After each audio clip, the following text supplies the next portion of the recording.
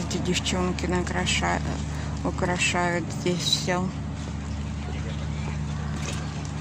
Тыковку собрали мелкую, маленькую и большую, чтобы была красота, и рябина, и цветочки, и те, которые недавно цветы вырастили. Вот девушки работают здесь.